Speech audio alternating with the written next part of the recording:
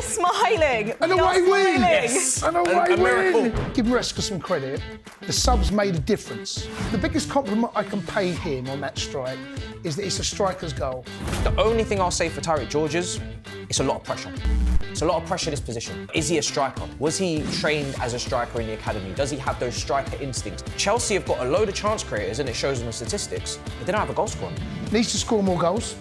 Needs to assist more, but those assists, as Matisse has just alluded to, those assists only count if the ball hits the back of the net. You know what he can do? He can cross the ball.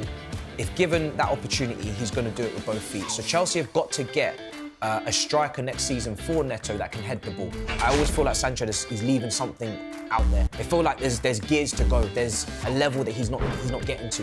We're in a horrible position. We have to win it because we spent X amount of pounds. Yeah. If we don't win it, we're going to be a bit of a laughing stock. Come on, Spurs. Feel terrible. He said it, not me.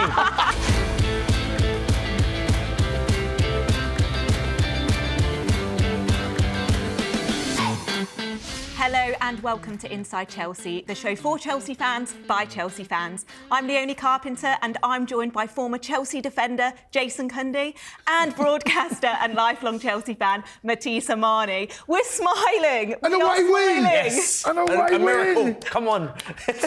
Miracles happen at Easter. Yes, they do. Word. Right, well, let's get straight into it. Sunday, Craven Cottage, 2-1, an equaliser, a late equaliser, a late winner.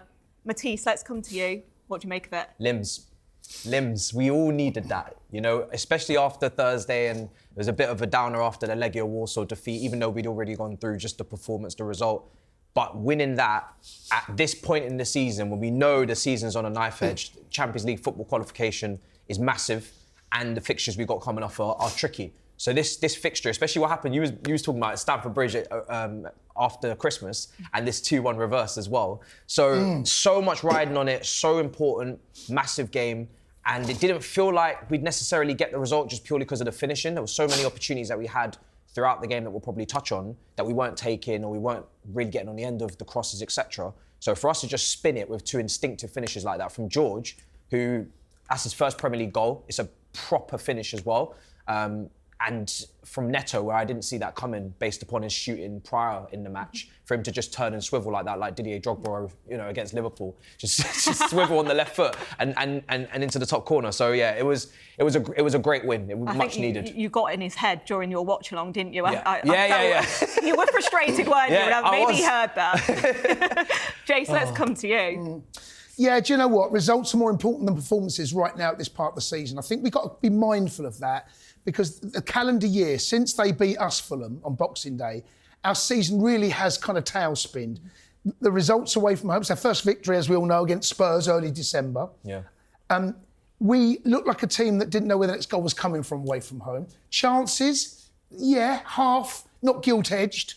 We'll talk about Jackson, about his movement in a second, but you know, to win a game like that, and especially with the first time Fulham ever would bet a double us, you know, that's another thing. They would have lured, can you imagine that? And also, they get closer to us. I think if Fulham beat us yesterday, I think that puts two sides. One, they can see us, and we're now looking over our shoulder, and it's not just them, especially with what happened with Newcastle and Villa, right? One side was always going to drop points. Okay, so it was Newcastle.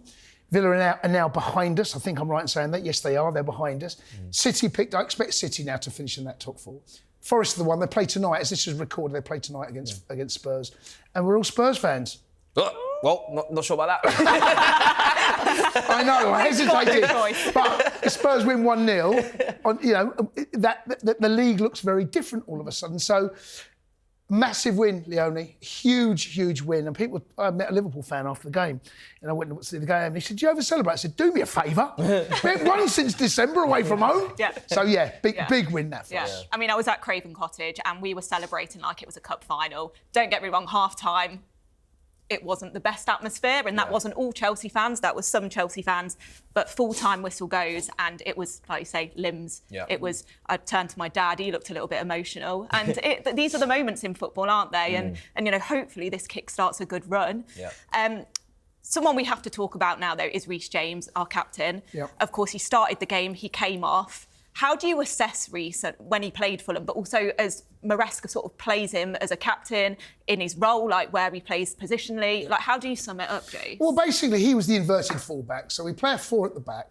You have the 2 centre-halves in Chalobah and Colwill, and you've got Cucurella left back, Reece. And Reece plays inside. What that does, that allows Enzo to go and join and be a little bit more, and as an attacking midfielder, as an 8, in which I thought, second half him and Casado I thought were outstanding. And then Reece comes inside. What I did notice is that Bassi played 3 balls in to Jimenez, and there was no protection in front. And that ball into Jimenez, there was a couple of times he brings it on his chest, plays it back, and they went out to Sessegnon.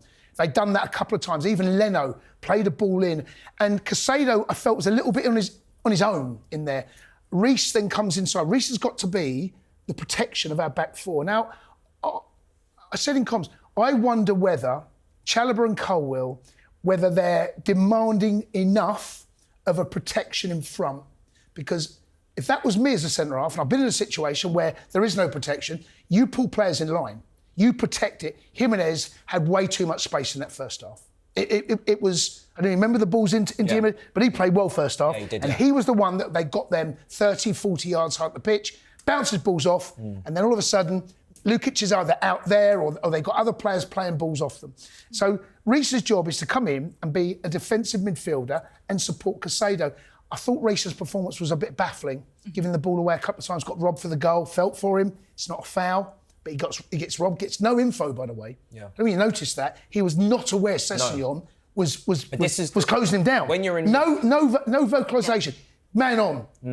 But when you're in midfield, that's the difference, isn't it? Because when you're at right back, you can see the pitch. You know, there's nothing behind you. You don't have to scan as much. So you're receiving and then you play. And I think the mismatch as well is obviously Iwobi, because Iwobi's the one that's taken it, you know, got the goal. If Iwobi's on that left wing and Robinson isn't flying, you know, up like he was, Reece versus Iwobi is an absolute mismatch when Reece is at right back or in his strongest position. But when he's in midfield, we saw it against Legia Warsaw. He also, you know, he lost the ball in midfield then a few times. You've got to do so much more scanning. You've got to be so much more aware. The game just feels like probably twice the speed it actually is. But he has got that. Yeah, I think he has got the capacity to do it. But then it's like, how much time is it going to take for him to master that position, as opposed to the you know, the fact that a lot of touches, didn't he? Yeah, little mini touches out of his feet. Yeah. Well, from a passing perspective and just him as a technical footballer, I believe he can do the job. But there's a lot to learn. It's a big position to do. And none of the right-backs have felt comfortable. Gusto's been trying to do it all season. He hasn't looked comfortable. He's not had his best season. He's been pretty poor. Achampong has in Conference League, sometimes moved in there as well. So I just feel like, for me, I'd love it if we could move away from it a little bit and maybe almost just do it the other way, and Cucurella inverts next to Caicedo. Cucurella's the more comfortable of all the fullbacks we got. Yeah. And he gets forward, and he really does recognise that role to go in and be another front man to go in, and he's been effective in that position. He's got the best box movement in the team right now. But you can see that. If you just reversed it and had Cucurella coming into midfield next to Caicedo, who's really good on the counter press, really energetic, gets about, puts fires out, is quick to get back to his position, and Reece James was playing as one of the 3 at centre back, which I think he could easily do. We've seen him do it before. That would be my preference, because I just think right now any right back going into midfield just doesn't look comfortable. Yeah. So why doesn't he have it that way round? What do you think his thinking is? I think he does, like you said, want Cucurella to get further forward. He's tried Gusto in half spaces at some point in the season as well. I haven't enjoyed it. I don't think he's comfortable there. Cucurella does really just cover everything. And maybe from an endurance standpoint, he thinks, look, I can get Cucurella to cover more ground. He's more durable than Reece James and the others. And Gusto is injured again, so you could add him to the mix. He's had a few injury issues. And Cucurella's box movement is crazy. But how many goals has he got this season? Oh, yeah. You know, he's the only one that seems to understand and anticipate when a cutback's come in and to read it. So it's a tough one for me. I would revert, but yeah, I feel like he is pretty set in his ways now. He's maybe said it in some presses. He's not really keen to tweak much more. And it's a big statement, by the way, bringing off your captain at half-time. I was going to say, down. That there, I felt a bit for Reece, but it turned out, give Maresca some credit, the subs made a difference. Bringing on Tyrick George, and that I think, I don't know what you guys are, it felt the right move. Yeah. It felt maybe a little bit earlier would have been if I was going to criticise, I'd have brought him on maybe 5 minutes earlier just to give him a little bit more time. But put Neto up the right, both of those have a huge impact on the game. We'll talk about Tyrick George in a second. But yeah, we managed to get something out of it. A draw is probably a fair result, but you can say that about Boxing Day. Yeah. All right, so We'll take We pay you back for it. Yeah, we pay you back. Exactly. They ruined my Boxing Day, but they made my Easter Sunday. There you go, right? There you go. Yeah, I'll take it. 2 significant dates as well in the calendar. Yeah. So Indeed. it's all very weird. Yeah. The synergy between the two. We've Yeah. got the graphic. We're going to show that. Yeah, well, yeah. I don't want to jump the gun here and run all that. Are you making the graphic, Jason? I don't know, but no, the minutes and the goals that were scored when Palmer scored to when Iwobi scored, and then the 2 goals. the late ones. They're seconds Well, I was between gonna say, each goal. Yeah. Boxing Day, Chelsea take the lead on the 16th minute. Fulham equalise 82nd minute, then get the winner in the 95th. Easter Sunday, Fulham take the lead in the 20th minute. Chelsea equalise in the 83rd, then get the winner in the 93rd. I mean, it's astonishing, actually. I know football writes its own script sometimes, but especially on the, one's around Christmas, one's around Easter. Yeah. Is this our resurrection? That's what I'm going to say. That is the question, It's going to need to be. Is it? Let's hope so. Time will tell. Someone who is impressing us, and we've touched on him already, but Tyreek George, 19 years old. I remember watching him in the academy, and I'm no football scout, but you could see this kid is special. He got his first Premier League goal against Fulham. What do you make of him? Obviously, you said it would have been nice for him to come on earlier, but come on, he's brilliant. Yeah, I mean, he got his first goal the week before away in Warsaw, and you could see what that goal meant to him. It was a big goal. It was the first goal of the game, following things up. He's been played out on the left quite a lot in the Conference League, going down the middle. The biggest compliment I can pay him on that strike is that it's a striker's goal. The goal doesn't move. As that ball comes across, the goal doesn't move. If you can get that ball and you've got enough whip to get the ball away from Leno, the chances are it's the post going to go in. And it's a brilliant strike. That's instinctive. Yeah. And you look at Jackson. Jackson seems to have just lost that ability at the moment to anticipate and be a bit more of an instinctive striker. Tyreek George yesterday, well done, young man. That's a brilliant finish. Well done. And what a chant he's got as well. Yeah, but I love it. Oh, it's so good. We won't sing it right now. I'm sure we're all aware of it, but it's been in my head all day today. Honestly, getting the train here, I can just hear it everywhere. But brilliant player. So now looking at him and Jackson, how do you see it panning out? It's a tough one because obviously Nkuku wasn't on the bench. I don't want to see him up front. I think we've sussed and seen that he's clearly out of position in Nkuku. When he plays up front, he doesn't play with the same intensity. He doesn't have the hold up, the press. So he's out of the contention for me. It is between George and Jackson. I would like to say just give George the run in because, like you said, it was an instinctive finish. It wasn't someone that overthought the situation. He said, listen, the ball's coming to me. I'm not going to take a touch and set myself and all these things. Premier League, the game moves fast. You get closed down. The angles change. I'm going to just hit this. And he does that even in the Conference League. If he gets an opportunity, even on the right wing, where it's not his favoured side, he's cutting on his left. First couple of appearances, he was cutting in and he's taking the shots. It might not go in, but he's taking the shots. So he's actually a winger by trade. But the only thing I'll say for Tyreek George is it's a lot of pressure. It's a lot of pressure, this position. It's a very special position, the Chelsea number 9 striker position. Special. And especially when it's a Champions League run-in. So the amount of pressure I don't want to put on him. Obviously, Everton defenders, the next game, they're really rough and tumble. It's a different test. You've got Liverpool, you've got Forest. We know what they're like defensively. Newcastle. Do I think George is the person to be managing those centre-backs and giving them the work outside the box? Yeah. That's too much to ask. But this is all we have. That's the only option we have because Jackson doesn't look confident. The chance where it's near post, you just got to take that first time. He's tried to take a touch in a situation where you just got to hit it straight into the keeper.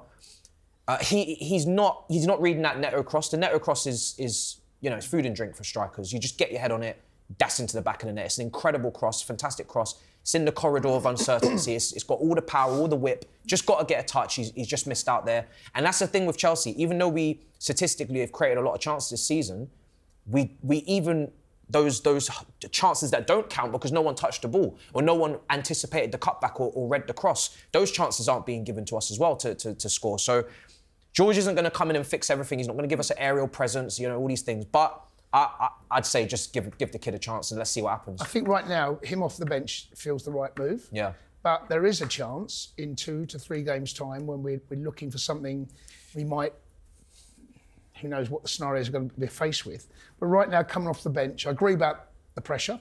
Putting him in as a starter, it's very different from coming off the bench, a 19-year-old. He's got his goal. Jackson needs to show more. We'll talk about him in a second. Yeah. But I think right now it's an option that 3 to 4 weeks ago, I'm not sure we'd have had this conversation. So he's forced himself in there. Well done.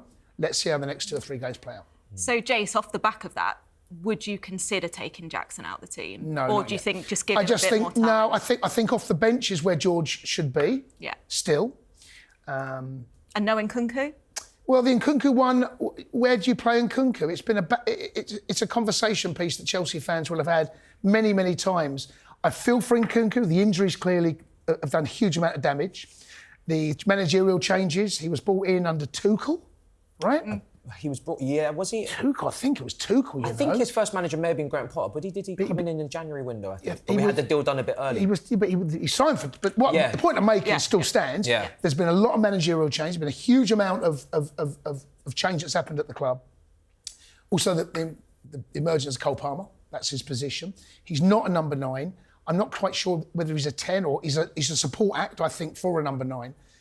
And I feel for him being left out the 18-man squad, and when he says it's a technical issue, right? That to me, you dropped in modern day football parlance. Yeah. In the old day, you've been dropped from the squad. So that I think Nkunku probably moves on. But I feel like now Chelsea, in the position they're in with the games left, and there's not many games left, everybody's got to be mentally checked in. And I feel like Christopher Nkunku, he wanted that move in January. He wanted to go to Bayern Munich. Chelsea didn't get the deal done for him. Maybe they didn't have a replacement. They chose João Felix to go to AC Milan instead, Chukwuemeka to Dortmund. We need players that are mentally here and will probably be here next season. Whereas I think Nkunku, it's becoming quite clear, regardless of what happens now, in the summer, he's going to want to play in the France World Cup squad the year after. He's going to probably leave Chelsea. So is he a priority to be maybe looking at in the pecking order from a form standpoint? No. From a mental capacity, probably not. Yeah.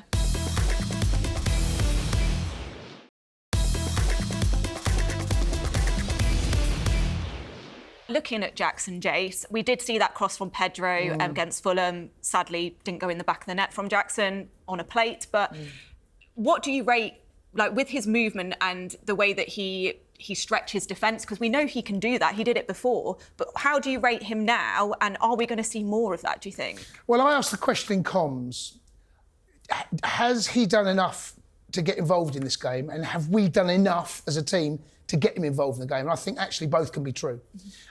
Jackson's good at stretching defences. He's a willing runner. He'll work hard. He's not work shy.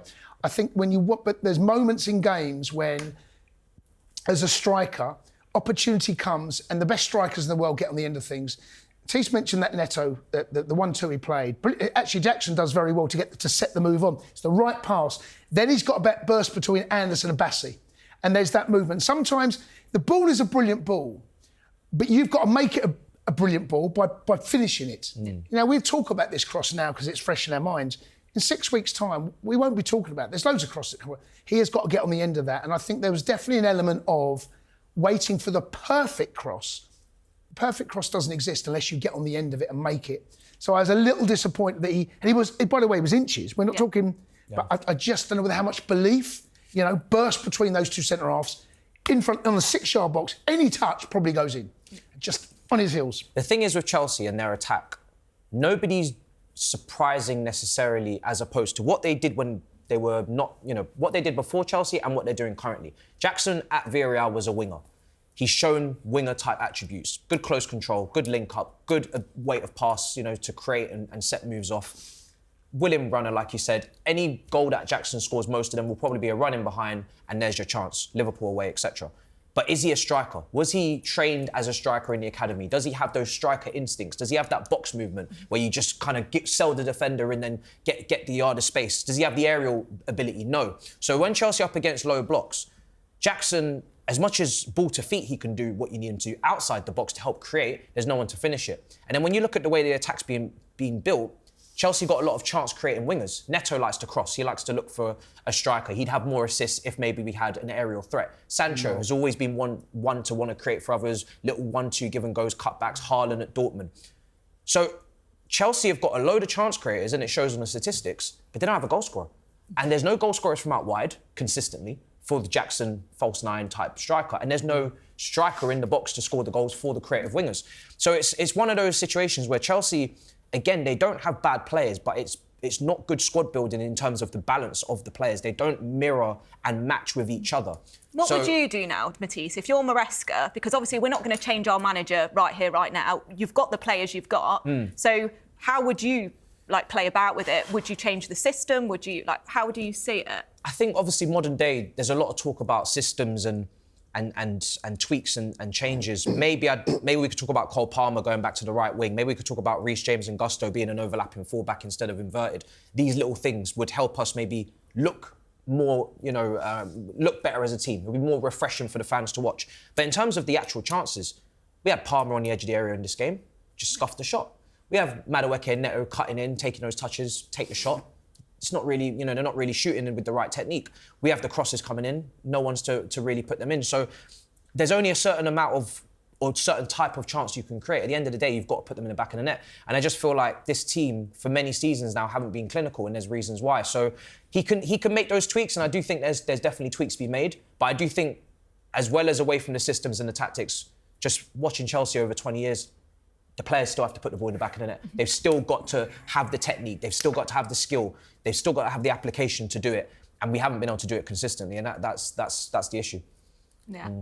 I don't see him changing anything. I mean, we're too far down that road for this season. Yeah. He's been very vocal, Maresca. Doesn't like overlapping fullbacks. We're going to have him inverted. Depends who it is, off the right, off the left.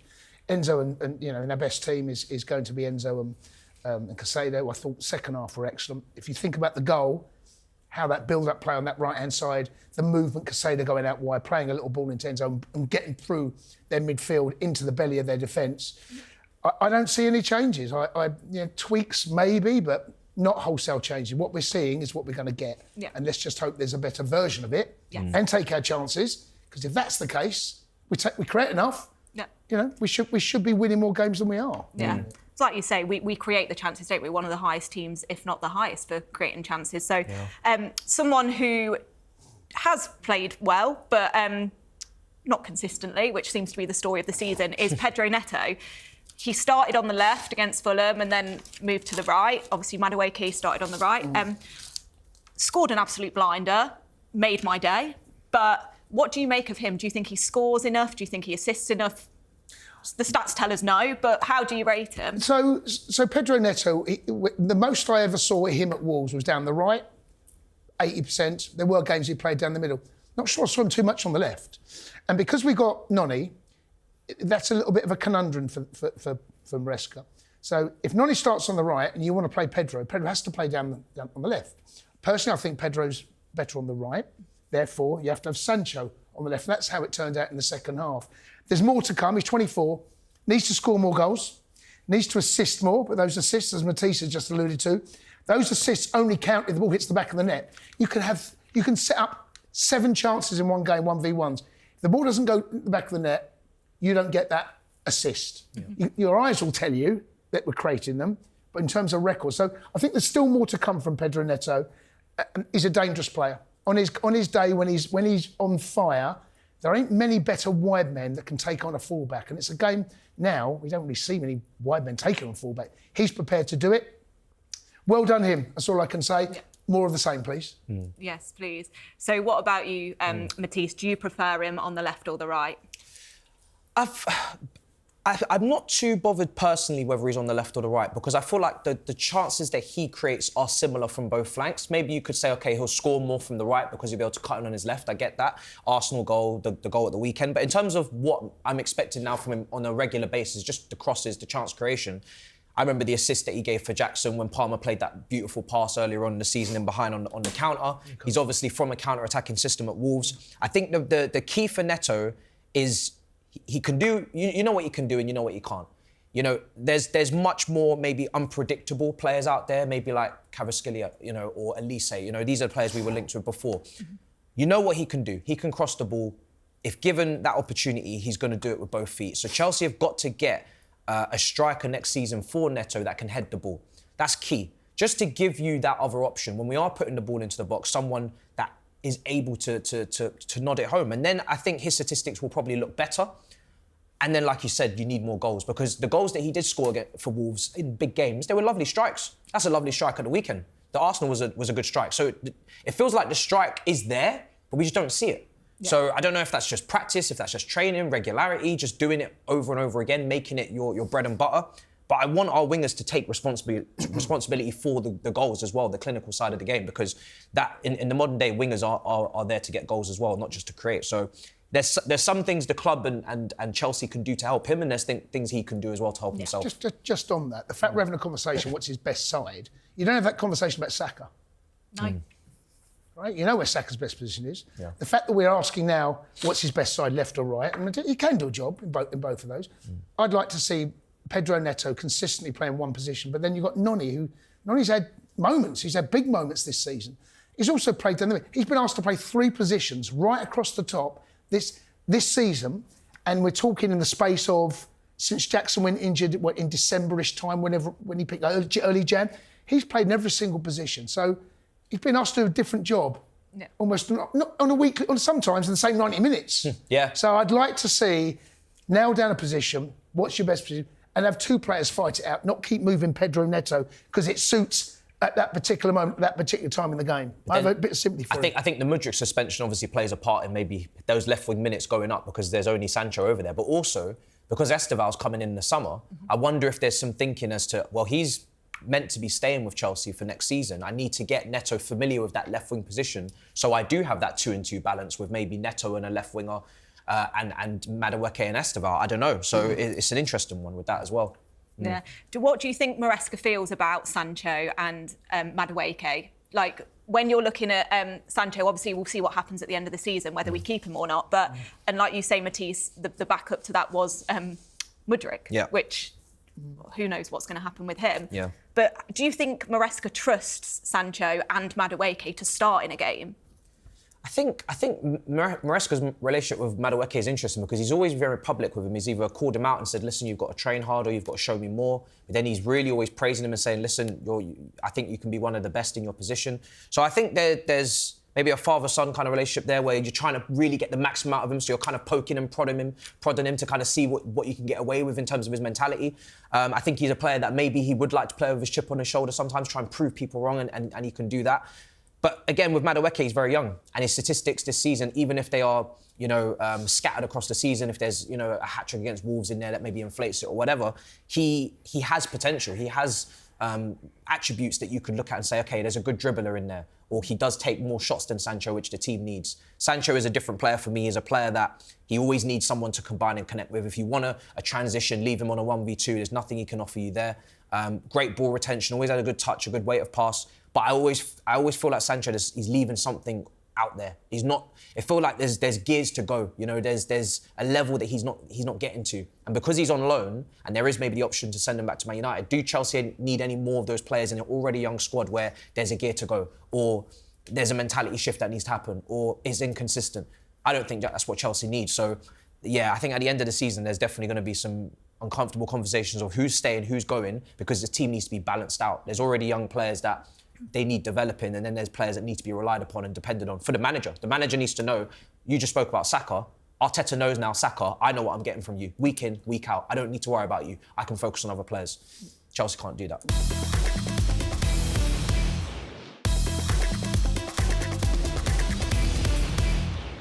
What we're seeing at the moment is a divide in the fan base. I know from going to games, look at Craven Cottage, half-time, you've got people booing, shouting, banker with a W. Yeah. And then full-time, those same fans are absolutely, jubilant and fickle. cheering. That's who we are, right? That's football. That's who we are. Yeah, that's football.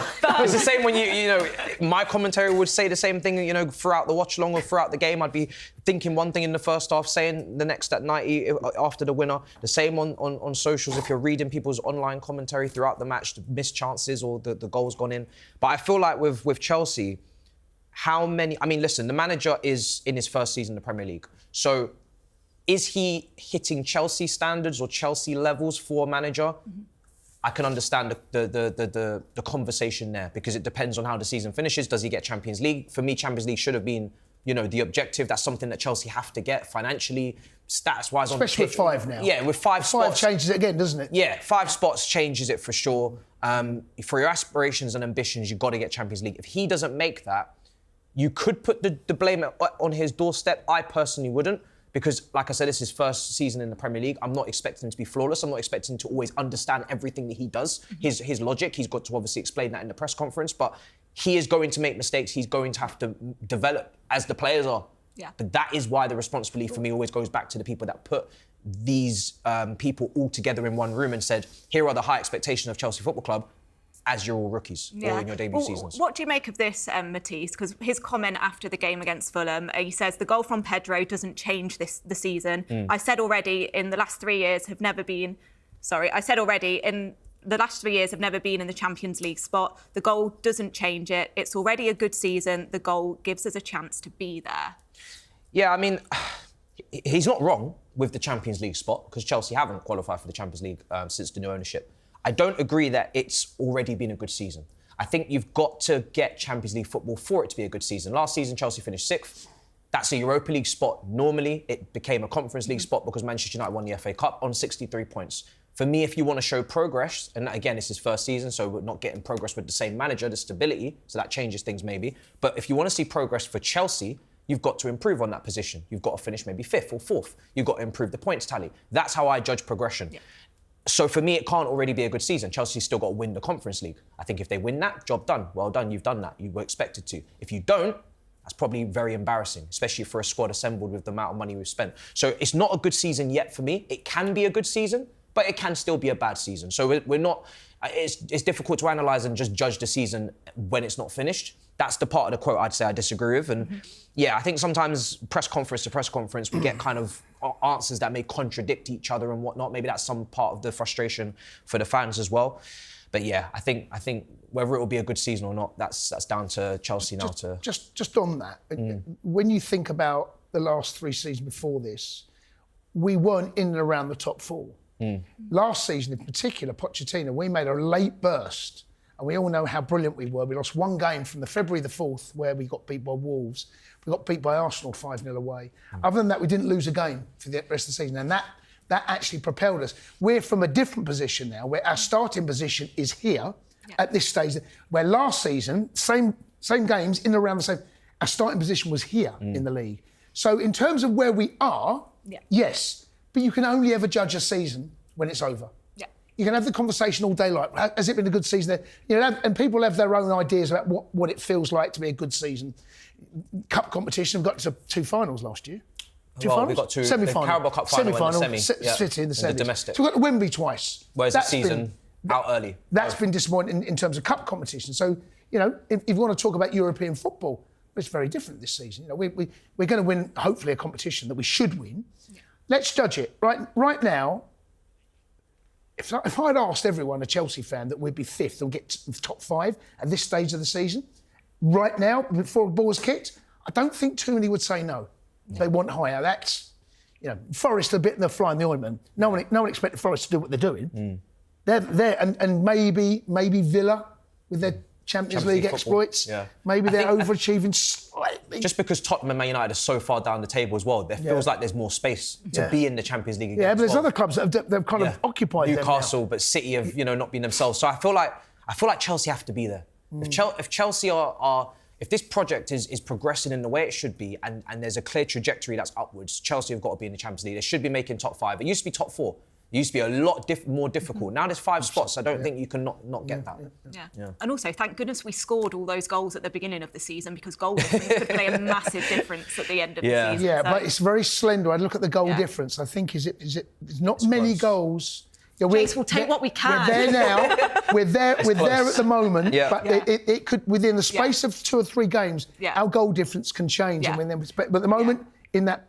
Well, last season we were conceding loads, but we were still scoring loads. This season we're a bit more balanced out with the defence and the attack now, maybe. It's all part of the fun, isn't it? So, of course, we played Legia Warsaw. I went to the away leg and the home leg. Their fans are absolutely unreal, unmatched, just flares everywhere. And even though they had a decreased allocation at Stamford Bridge, their manager did come out and say, you know, typically Stamford Bridge, it's pretty quiet. How do you rate Stamford Bridge as an environment? Of course, you're up in commentary most games. Yeah. What are we like as a crowd, Jay? Do you know what? I ain't fudging the question. It's hard. I've got my cans on. Yeah. and I get fed through atmosphere. You don't get to hear the chants. You don't get to hear. I didn't know about the chants in the away end until way after the game.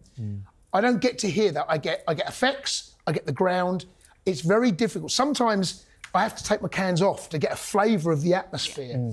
Normally when I do it, it's a goal's been scored, so I just get the feel of a goal. But from what I've been told by people around me, and you guys correct me if I'm wrong, the atmosphere could be better. Yeah. That's what I've been told. But it's with your cans on, they cut out all the noise so I can hear my commentator.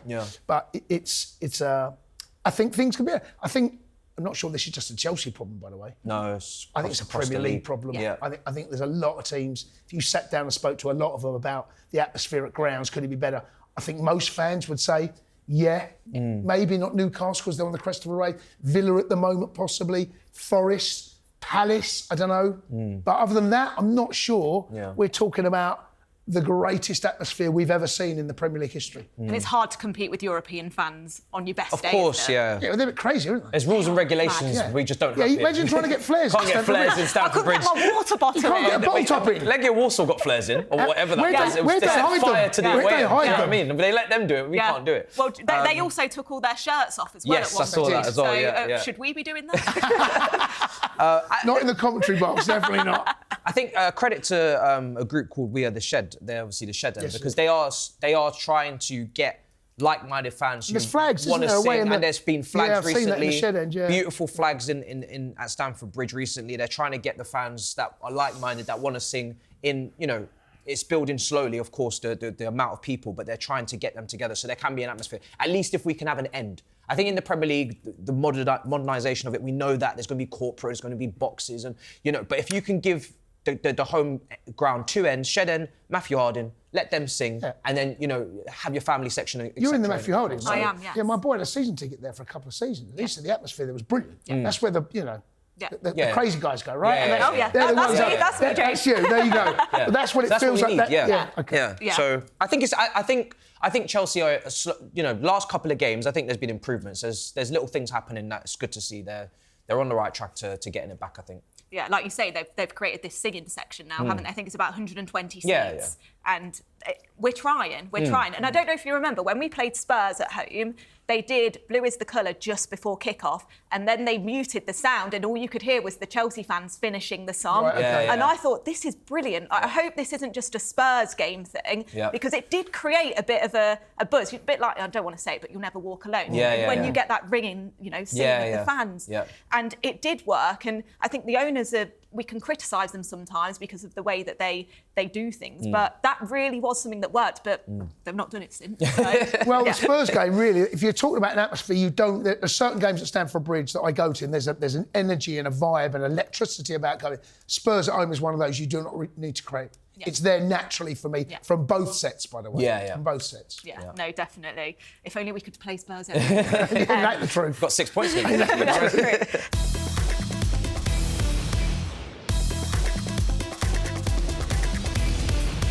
Someone that we are playing is a wonderful Swedish team in our semi-final.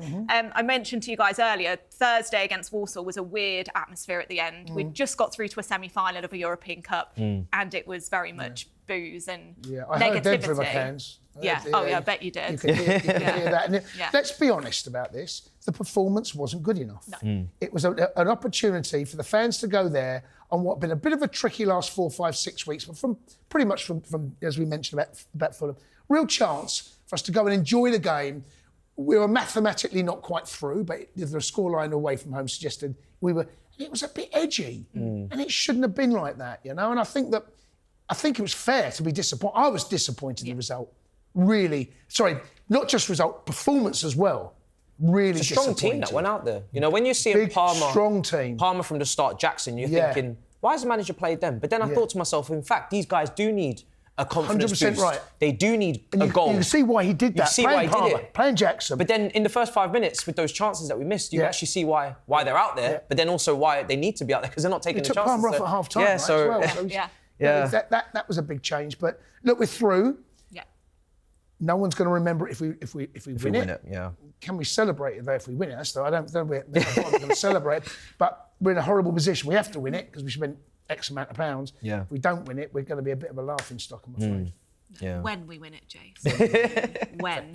I'm with you. Thank you. I appreciate it. Matisse, are you in our camp? When? It has to be when.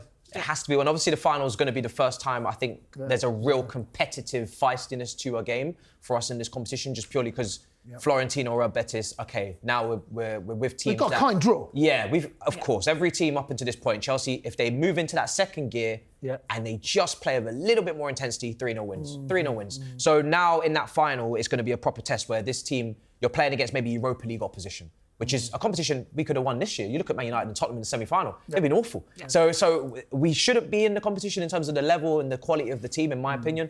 But we're in it. We've got to win it. Like you said, if we don't, then it's problematic. But that final will be... I'm actually looking forward to it because I do want to test for us. I do feel like we've almost been in second gear and it is a bit of an ego boost. But now, you got to perform. This European campaign, it's been a walk in the park. We're playing against teams that we should not be in this competition. And when we play in the final, we'll feel a little bit more like a European game. Yeah. I mean... And then you can actually extract something from the game and say to the Premier League, because at the moment, it's difficult to take things from those games and apply them to the Premier League. We're playing with like a 2-3 or 2-5, whatever system. There's only 2 centre-backs and everybody else is just forward. You can't do that in the Prem. So, I'm looking forward to that if we get there. Got a bit in the semis, but I'm sure we will. We will be in Raw Claw and we will see them lift that trophy, I am sure. So let's go back to the Premier League. Yeah. Upcoming fixtures, we've got Everton at home, Liverpool at home, Newcastle away, United at home, and then Forest away, which could be a deciding fixture. I mean, let's get there. So Everton, your home games, are we capable of winning all 3? Well, the Liverpool game's obviously the toughest of the 3, although I don't think Liverpool have been great. I watched them play against Leicester yesterday. Yeah. If they play like that, I fancy our chances to get at least a point, which on paper is a bad result when you consider where they are. Everton, well... I mean, it's a low block. It's an early kick-off. Does that help anyone? Maybe helps Everton slightly. I think we have to win. I think we got to win. I can't see anything else other than a 3 point to beat Fulham away when you're 2-1 down, go into the last embers of a game, and then we've got 90 minutes to get past Everton. If we don't do that, it feels as though we've kind of thrown this brilliant chance we've got away before we go into a tough game. Man United at home. I mean, what are you going to get from them? It's always difficult. For some reason, Man United have been poor for years. Yeah, they are. But it's always difficult for us. I know. They've been poor for years. They're a bogey team. But last season was fantastic. Obviously, Cole Palmer, 2 goals at the end. Insane. That was incredible. Insane. That was really limbs as well. Yes, it was, yeah. But Manchester United, regardless of where they're at, it's always difficult. What I'm looking at with these fixtures is Everton at home, low block. That's where it all went wrong. That's where it all started, Goodison, before Christmas. So that's... Also, that game was ridiculous in itself. The weather conditions. Oh, yeah. Shouldn't have even played that game. Liverpool had theirs called off the week before. Yeah. So that's got to be 3 points, like you said. For me right now... Must. Yeah, Chelsea, with that Fulham win, have got a pulse. Must. They're just about clinging on to Champions League qualification. They've got a pulse. You don't beat Everton... But also, just on that... Other teams around us play one another. City have got... Aston Villa. Yeah. So one of those or both are going to drop points. Yeah. So that's where we're at. Sorry, mate. Yeah. And then Liverpool, guard of honour, most likely, because I think they'll beat Tottenham. So we'll have to give them the guard of honour. And then you'd hope... and then hopefully with them already having the league, maybe they just took their foot off the gas a little bit. Again, you can get a result there. Newcastle away is the one I'm looking at. I'm not confident for Newcastle away. I just feel like that is a team that... I know they had a bad result against Villa the other day. Villa Park's a tough place to go. Everybody's getting beat there. Yeah. But Newcastle away, the physicality of that team, the balance of that team, attack, defence, everything's just all lined up perfectly for them. And they're on a high after winning the Carabao Cup. So I do worry. That's my biggest worry, is that game is probably losing that. And then United at home, like I said, it's always close, but we've got to have the thought that they'll be focusing on Europa League as well. They'll be focusing on the Thursdays. They just lost to Wolves. They're not a good side. We've got to be beating Man United at home. And then Forest away is maybe a shootout. I do think it goes to the last day. I do think it's a shootout with Forest. And then we have fun. we hope. And there's an FA Cup final potentially there for Forest as well. Yes. Yeah. I think they've got Man City in the semi-final. Yeah. When is that? The week? 17th. The week after. Yeah, it'll be the week after the season, I think. Yeah. So... There's a lot going on. Yeah. So how many points are we getting out of those then? I think we've got to take a minimum of 7 out of our home games. Yeah. Minimum of 7, and then pick up what we can away. Yeah.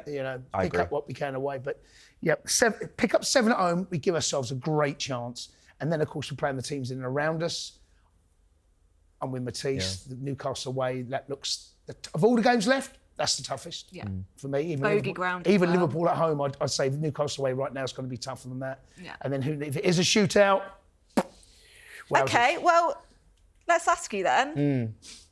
Where are Chelsea going to finish in the league this season? If I had to put it on you right now, what would you say? I've still got a feeling that we're going to miss out. Really? Yeah. It's just Cole Palmer and Jackson. I've just got a feeling we're going to miss out. I've got a 6th in my head.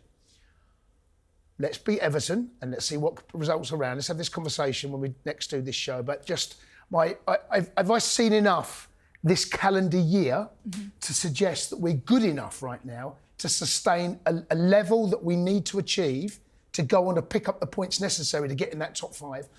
I've not seen. There's no evidence to suggest that is going to be the case. Yeah. The craziest thing is that we're 5th. That is the bit. That's the eye scratcher for me. That when you think about it, it's a first away win since the beginning of December, and we're still 5th. Yeah. So maybe teams around us ain't quite good enough either. So maybe they'll drop more points than we anticipate. I'll always Level on points with Forest and Villa right now, aren't we? Obviously, Forest to play Tottenham tonight. Forest play tonight. Yeah. Come on, Spurs. Feel terrible. He said it, not me. He said it, not me. I'm sorry. But you do need sometimes. Yeah, no, you need help. You need help. You know, you do need help. We need help. And we're asking Spurs for help. I'm not guys. asking Spurs for help. I'll ask everybody after Spurs for help. okay, But fair. I'm not asking Spurs. I remember Spurs done us a favour a couple of years ago. I think they beat Leicester in the last game of the season, and we lost away to Villa. We got Champions League football, so it's not the first time. Yeah. There you go. Matisse, where are we finishing?